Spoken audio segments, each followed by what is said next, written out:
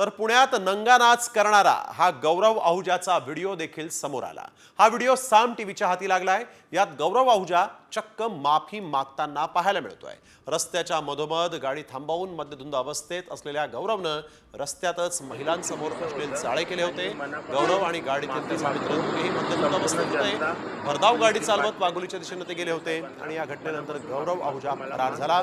माजूरड्या गौरव आहुजानं कारवाईची आता त्याच्यावर मागणी देखील होऊ लागलेली आहे आणि आता मात्र सहानुभूती मिळवण्यासाठी गौरवचा माफी मागतानाचा हा व्हिडिओ समोर आलेला आहे।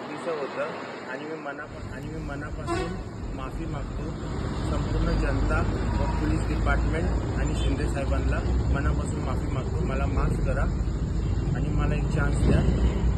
सॉरी। मी गौरव आहुजा, राहणार पुणे।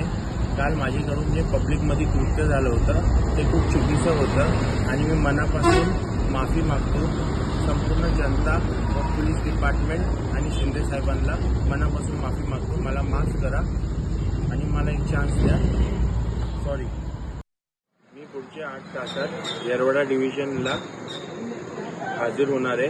विनंती करतो प्लीज माझे कुठल्याही फॅमिली मेंबरला त्रास देऊ नका। मी पुढच्या 8 तासात येरवडा डिव्हिजन। अक्षय बडवे आमचे प्रतिनिधी आपल्यासोबत यावेळेस जोडले गेलेले आहेत। अक्षय, आपण बघतोय की या गौरव आहुजानं सकाळी जो नंगानाच केला आणि त्यानंतर आता मात्र इथं माफी मागतोय, काय या संदर्भातली अधिकची माहिती? 15 तास उलटून गेलेले आहेत या संपूर्ण घटनेला आणि ज्या पोलिसांकडनं गौरव आहुजाचा शोध घेतला जातोय त्या गौरव आहुजाने सोशल मीडियावर एक व्हिडिओ व्हायरल केलेला आहे, ज्यामध्ये तो स्वतः कबुली देतोय की मी संपूर्ण जनतेची माफी मागतो आणि ते पुढील 8 तासांमध्ये येरवडा डिव्हिजन म्हणजे येरवडा पोलिसांकडे हजर राहतो। त्यामुळे एकंदरीतच आपण जर पाहिलं तर या घटनेला एक वेगळी कलाटणी जी लागली होती ती कुठेतरी शमण्याचा प्रयत्न या गौरव आहुजाकडनं करण्यात येतोय।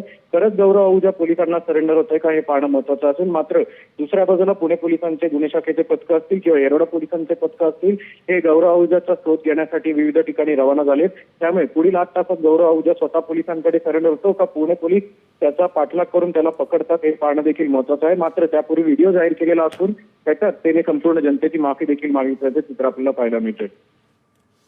बिलकुल, आपण बघतोय की अक्षय आता माफी मागायचा आता त्यांनी व्हिडिओ जाहीर केलेला आहे, परंतु पोलिसांना तो सहकार्य करतो का हे पाहणं महत्त्वाचं आहे।